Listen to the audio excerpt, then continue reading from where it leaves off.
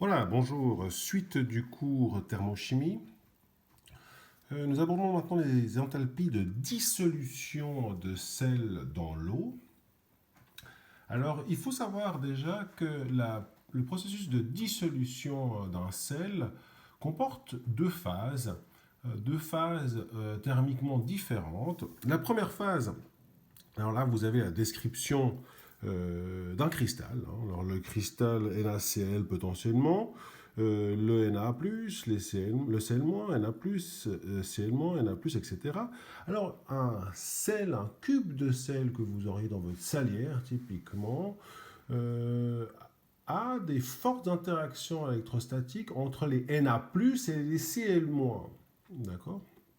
Et donc, le processus de dissolution, ça veut dire mettre le sel dans de l'eau et le sel se dissout, va nécessiter dans un premier temps de mettre de la distance entre le Na+ et le Cl-. Et mettre de la distance entre un Na+ et un Cl-, eh bien, c'est comme rajouter finalement, enfin, pousser cette chose-là d'un côté et d'un autre, ça, c'est en eau, obligatoirement. Donc il y a de toute façon dans le processus de dissolution d'un sel un processus endothermique et puis ensuite lorsque vous vous retrouvez avec un Na+ seul, il va pouvoir se lier à l'aide de liaisons intermoléculaires. Hein, c'est des dipôles permanents ions dipôles permanents. Eh bien, ils vont se lier et ça, c'est la formation d'une liaison. Donc, c'est un processus qui est, lui, obligatoirement exothermique. D'accord? Maintenant, ça, c'est pour la petite information. Donc, l'enthalpie de dissolution peut être positive ou négative. C'est-à-dire partir d'un sel et le mettre dans l'eau, ça peut être globalement ou endothermique ou exothermique. Pourquoi? Parce que le processus endothermique peut être plus important que le processus exo, hein, ou le processus exo peut être plus important que le processus endo. Autrement dit, l'énergie consommée pour mettre la distance entre deux ions et l'énergie libérée lorsque l'eau vient se coordonner, eh bien, va influencer, la quantité vont influencer le tout, c'est-à-dire est-ce que globalement la dissolution va plutôt consommer de l'énergie ou plutôt globalement la dissolution va plutôt libérer de l'énergie. Au niveau des enthalpies de formation. Alors, très simple. Pourquoi?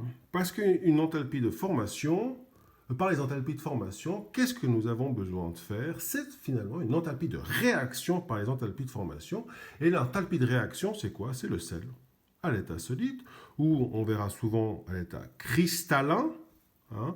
Le sel à l'état cristallin va se retrouver sous forme de cation aqueux, donc entouré d'eau, et de chlorure aqueux, ou d'anion aqueux. Et on va simplement le traiter comme ça. Une dissolution, c'est un sel qui passe d'un état solide ou cristallin à un état aqueux. Et j'applique directement ici cette chose. On calcule la variation d'enthalpie de dissolution du chlorure d'ammonium. Je donne ici l'équation ionique.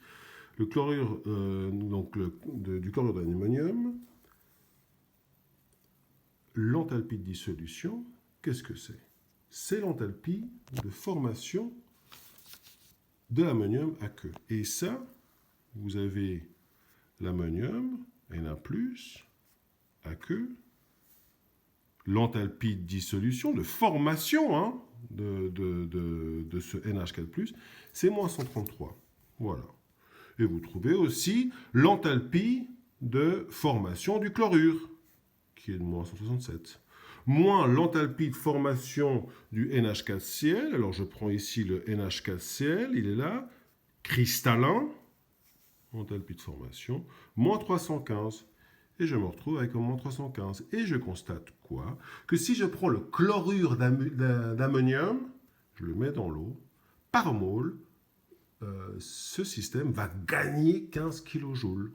Donc c'est un processus qu'on appelle endothermique. Dissoute du NH4Cl va consommer l'énergie de l'eau et donc va faire abaisser la température de l'eau. Diminution de la température de l'eau. Alors, deuxième cas de figure, mais j'imagine que vous avez déjà bien compris cette approche. On calcule ici la variation d'enthalpie de dissolution du nitrate d'ammonium, NH4NO3. NH4NO3 se transforme en NH4+, aqueux, et en NO3- aqueux. L'enthalpie de dissolution, eh bien, il vous faut trouver ces choses-là dans les tables. Et vous trouvez 25 kJ par mol. C'est aussi un processus endothermique. Troisième cas de figure, chlorure de calcium, Ca2+, plus 2Cl-. Attention, l'enthalpie de dissolution ici, c'est la formation du Ca2+ aqueux, plus 2 fois la formation de chlorure aqueux, moins la formation du CaCl2 solide. Et ça, nous retrouvons simplement à substituer par les valeurs et on trouve moins 89 kJ par mol. Et c'était quoi? C'est cette réaction-là de dissolution. Vous avez ce sel, vous le mettez dans l'eau. Eh bien, c'est un sel qui va faire augmenter la température de l'eau. C'est un processus de dissolution. Le processus de dissolution est exothermique, libère de l'énergie. Et nous finissons par une jolie application qui est quoi? Les chaufferettes. Les chaufferettes, vous savez, ces petits sachets, paquets qu'on trouverait dans les magasins de sport d'hiver pour nous réchauffer les mains sur les pistes. Alors, le dessin vaut ce qu'il vaut, mais c'est un sachet avec une solution, enfin, ouais, c'est une solution, mais c'est une sorte alors, c'est liquide, c'est visqueux, c'est assez mou. Et si vous cassez une petite barre à l'intérieur, ou si vous, c'est souvent une petite plaque en métal, si vous l'actionnez, alors vous vous sentez dégager de la chaleur. Comment ça fonctionne? Eh bien, vous avez simplement ce qu'on appelle de l'acétate. L'acétate de sodium trihydraté. C'est donc une substance qui est à l'état saturé. Ça veut dire que vous êtes face à une solution. Ça veut dire que vous n'avez dans ce milieu, dans cette pochette avant de l'actionner, que des CH3CO- aqueux, Na+, aqueux et de l'eau, libre, techniquement. Et puis, lorsque vous actionnez, eh bien, vous faites précipiter, vous formez ce solide-là. Et en formant ce solide-là, eh bien, nous allons calculer ici l'enthalpie de réaction, ou appeler l'inverse de l'enthalpie de solubilisation. Dans ce sens-là, ce sera la température, l'enthalpie de solubilisation. Là, nous regardons dans l'autre sens. Okay, l'enthalpie de réaction de cette réaction, d'avoir les ions à l'état aqueux à formation du solide, eh bien, nous écrivons l'enthalpie de formation de ceci, moins l'enthalpie de formation de ceci, moins l'enthalpie de formation de ceci, et moins l'enthalpie de formation de l'eau libre. On substitue. Ces valeurs-là, je vous les donne ici. Les tables que je vous ai données ne les montrent pas. Mais l'enthalpie de formation de l'acétate de sodium trihydraté, c'est moins 1604.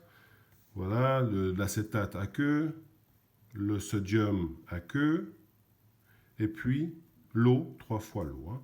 Et nous obtenons quoi? Moins 20 kJ par mol. C'est-à-dire que ce processus-là est un processus qui est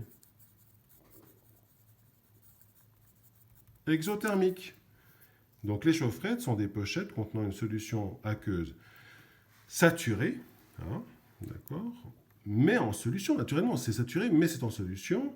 En tendant la plaquette métallique à l'intérieur du liquide, on libère des cristaux de CH3COONA trihydratés qui étaient à proximité de la plaquette, et ça déclenche la cristallisation. Et la cristallisation, la transformation donc est exothermique, et la température atteinte lors de la précipitation peut atteindre jusqu'à 55 degrés. On peut simplement dissoudre dissoudre cette chose-là en partant dans l'autre sens, c'est-à-dire qu'en donnant de l'énergie, nous favorisons le processus endothermique et nous reformons la solution. Voici.